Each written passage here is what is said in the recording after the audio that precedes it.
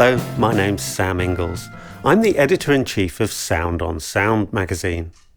There are lots of jobs in the music industry that no one seems to understand, and I sometimes wonder if mine is one of them. I mean, some people actually seem to think that I spend my days just sitting around in a studio, playing with expensive pieces of musical equipment and occasionally dashing off a review. Imagine. But one job that I do think is particularly poorly understood is that of the mastering engineer. What do mastering engineers actually do, and why do we need them? Well, to find out, we need to think a little bit about the history of recorded music, because back in the day, music used to be recorded onto one medium but distributed on another.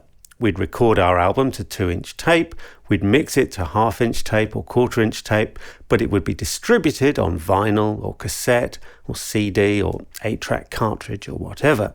And the primary job of the mastering engineer was to handle the transfer between the recording format and the distribution format.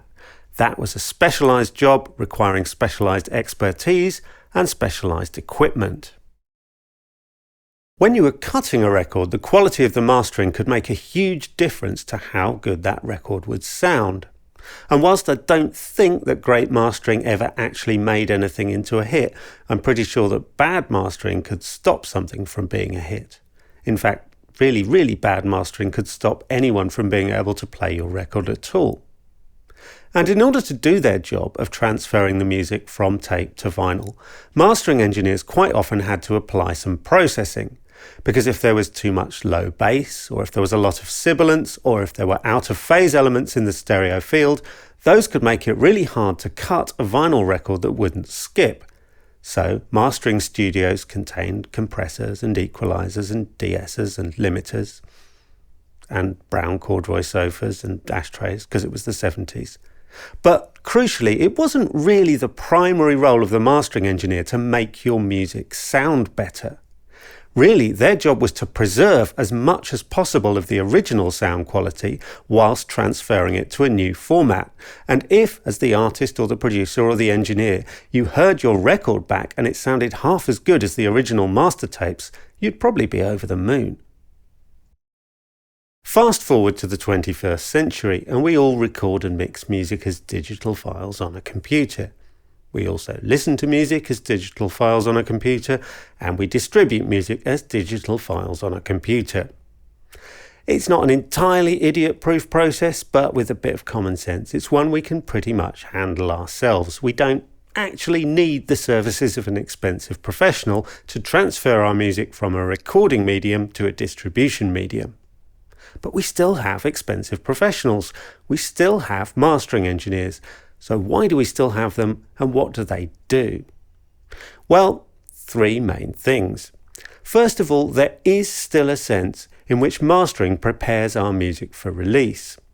We don't have to worry anymore about whether a record is going to skip, but it is still important that our music be optimized for a playback format. And in this day and age, that playback format is streaming. A good mastering engineer will know exactly what to do to prepare our tracks so that they sound the best they possibly can on services like Spotify and YouTube. They'll also be able to pick up red flags like intersample peaks, which can actually mean that otherwise good sounding tracks will distort when they're played back on streaming services. And yes, the information about all this stuff is out there and you can learn to do it yourself, but sometimes it just makes sense to pay a professional to do things properly. The second thing that a mastering engineer can do for us is to help ensure that our mixes translate. What does that mean? Well, a lot of us are working in home studios that probably aren't acoustically perfect, or maybe we're even mixing on headphones. And there's no absolute guarantee that something that sounds good in that environment is necessarily going to sound quite as good on other playback systems.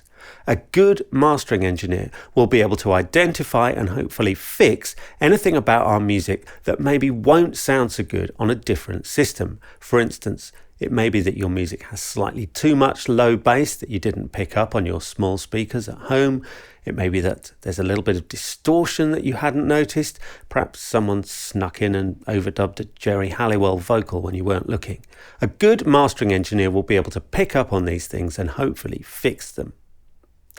Finally, the third thing that a mastering engineer can do for you, which is really important, is to make a disparate collection of tracks feel like a coherent whole.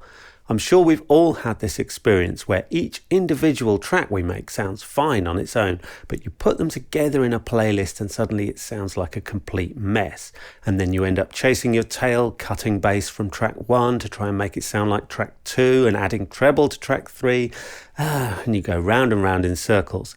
That is something that mastering engineers specialize in and they're really good at. In other words, a human mastering engineer is kind of like a safety net for your music. It's someone who can listen to your tracks on a really good reference system, identify potential problems with them, and optimize them for whatever release format you have in mind.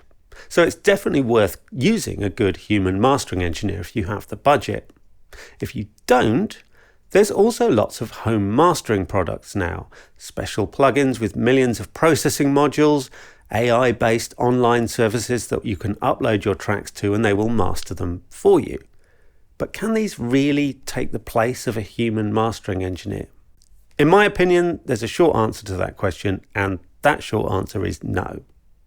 But to understand the reasons, it's worth thinking about what mastering engineers don't do. In my experience, mastering engineers never use stereo image widening, they never use tape emulation, they don't use microphone modeling, they don't use saturation plugins, they almost never use multiband processing, they don't add reverb, they don't add delay. Quite often they don't use EQ or compression, and when they do, it's usually a matter of half a dB here, half a dB there. When mastering plugins started to appear about 20 years ago, they originally offered the same sort of processes that mastering engineers actually use. Maybe a simple equalizer and a simple compressor with quite fine control ranges for detailed work. But then they got into an arms race. Company A adds a 3-band compressor, Company B thinks, we'd better have a 4-band compressor. Someone on a forum says, I can't get my mixes to sound as wide as Spike Stents, and Company C thinks, we could add a widening module.